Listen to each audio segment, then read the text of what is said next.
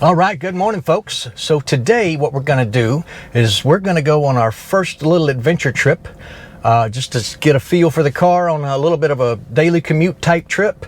Not so much of a daily commute here for most folks, but some people do make a commute like this to go to work. So specifically what we're talking about today is going from the San Sebastián, Tolosa area to get all the way out to Bilbao and potentially come back. And see what type of state of charge we have on the batteries when we're done, to see if it's something that's doable for someone to buy a Tesla and not have to worry about ever stopping at a gas station unless you just need to take a pee. All right. So with that said, I'm going to show you how we take the navigation tool on the Tesla itself and what it does for you. Okay.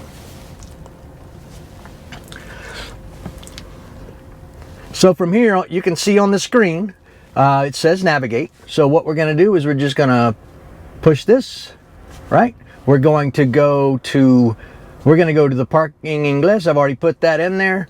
The parking at the Corte Inglés, El Corte Inglés in Bilbao. And we're going to park there. So we hit that right there.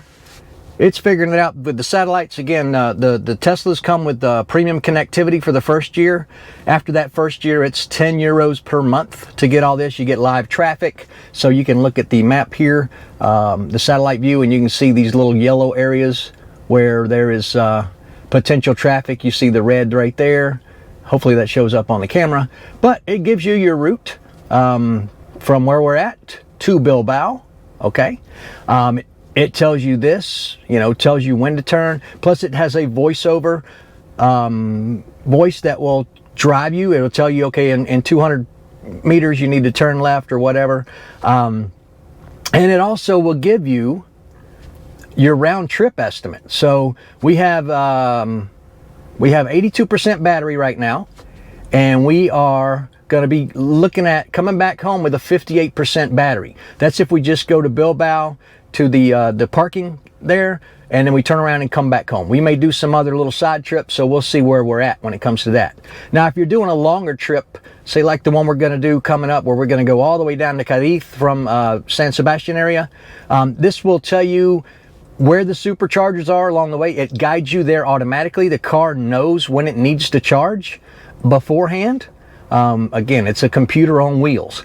So it will tell you, okay, well, you need to get on this road, and in 2.5 hours, you need to stop for 20 minutes and charge up to 45%, and then get back on the road and drive for another hour and stop at this supercharger station and get your battery up for 22 minutes and get back up to 60%, and then continue on. And it will get you all the way to where you're going without you having to worry too much about the battery. Okay. The only issue with that is that once you get to your final destination, you may be in an area where you've got 8% battery, and the only thing you can do is try to find an alternate charging network, or a plug, a regular enchufe, or a regular outlet where you can plug in, and that's going to take a while for you to get back up. So typically Tesla's pretty good about having supercharger stations in areas. Like our closest one now, there's not one that's close. They're putting one, I've been told, right by the new Tesla service center that's going to be in Bilbao. They're supposed to be putting a Tesla supercharger there. But if you get on the Ruta de Plata that goes all the way down to Burgos, there's superchargers there, and you can look on the map, and it'll tell you where all the superchargers are at as you go. Okay, so that's what we're going to do today. We're going to go to the parking Corte Inglés. We're going to film a little bit of this, and that's it. It's going to take us an hour and 19 minutes. It's 105 kilometers, so we're good to go. So we'll see you there. All right, so we are on the road. We're up by Beasain right now, and looking at the screen there, you can tell based on the fact that I've got the two blue lanes here and this blue steering wheel that actually mimics this, that I am in autopilot.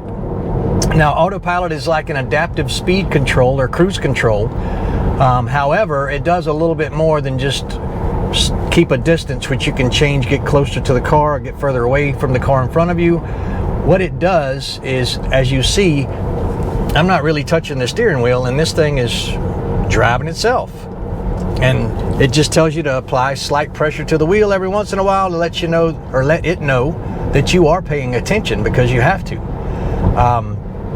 So very cool feature on long drives or short drives, especially if you are in a big traffic jam. This thing just continues to, it drives all by itself. You don't even have to look up and see the car in front of you, because if you're just going like 3 miles an hour or 3 or 4 or 5, 10 kilometers an hour, it's not going to matter that much. The car is going to drive itself in those situations. You can upgrade. There's 2 levels of upgrades that we can get. One is the enhanced autopilot. So what that will do for us is it will, if a car like the one in front of us, you can see the speed limit is 100, and we're doing 98. And what the car will do is it will recommend that you change lanes, and the car will actually ask you permission if you want to change lanes or not, and it will actually change lanes and go around that car on its own. It also will do smart summon and summon, different things like that. Now it's giving me a chime because it says the speed limit's 80, and I'm doing 96, so I'm going to slow her down just by turning the dial down right here. Now it's back up to 100. That's one thing I love about driving in the Basque Country, is the speed limits change every 15 feet, it seems like. The speed traps everywhere. So also, if we look, we can see that one of the things that is somewhat confusing to me still is if I grab the wheel and knock it out of autopilot like that, it is still on cruise control. But it won't steer. See, you think it's going to steer for you, and you start drifting over into the other lane. So that's one thing that you got to get used to, because you can knock it out of autopilot and still be on adaptive cruise control, and you think the car is going to steer and keep you in your lane. You look down, and the next thing you know, you got all those alarms going off just like that. It says, hey, you're drifting off into another lane, or you're about to hit another car, which is bad juju, not good stuff. So I'm going to put her back into autopilot.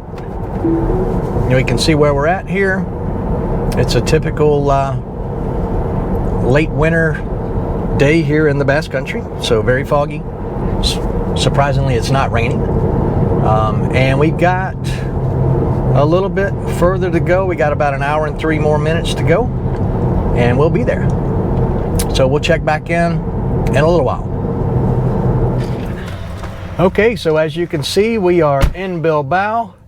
I did take a little bit of I exited a little bit early, so we had to do a little bit bigger of a loop in the city. But as you can see, we've got 59% left, and if I put us to go back home, we should have plenty. So we're going to go walk around now for a little while, enjoy our day. Over here in Bilbao, for some reason, the sun is shining. It's unlike over in Gipuzkoa, where it's kind of cloudy and foggy. So we're going to enjoy the day. We'll come back in a moment on our drive home, and we'll check it out, and ultimately we will see how much charge we have left once we get to the house. And we're out for now. Again, we're about to head out now. We see we're still in Bilbao. We got a 58% charge. We've been parked here for a few hours. We haven't charged anything. Haven't charged or touched anything. And we're going to navigate to our house, and we will see what happens when we get home. It says here that we should get there with a 37% charge. All right, so let's see how it works out. All right, so we are just about home. And we can see that we've got 38% battery left. And if we drove back, if we went home and then drove back to the parking in Corte Inglés, it says we would have 17% left. So we got plenty of distance that we can go in this car without charging. So range anxiety is not really a thing. So I'm pretty sure if you're going to go on a long trip that it would be non-existent, because there's enough superchargers spaced out that you can make the trip easily. But we're gonna find out. But we're gonna find out, because when we do our trip to Cadiz coming up soon, we're gonna take you guys along with us. So we're looking forward to that. Hopefully we'll have a couple of more accessories for the car. That video's coming soon as well. And from there, one other thing I wanted to talk about was when the car is actually going downhill in autopilot, you can see like right here on this line, if it goes green like that, that means that the battery is being charged up by the magnets that are slowing the car down. So you never have to touch the brake, really. Once you've driven this thing for a week or so, you can drive in the city, on the highway, wherever, without even touching the brakes. You just let the magnets in the wheels do the stopping for you, which also is a benefit because it recharges the battery for you. So super efficient, just like the heating system. It knows if it needs to heat the seat or cool the air or both, or heat the air, cool the seat, whatever. It doesn't cool the seat. Or heat the air and heat the seat at the same time. Whatever's the most efficient. And again, like Elon Musk says, if you have to tell the car to do something, you're having to do too much already. The car should know what you want, what it wants to do already. So we'll get back to you with more information as we go. Enjoy and have a great day. We're out.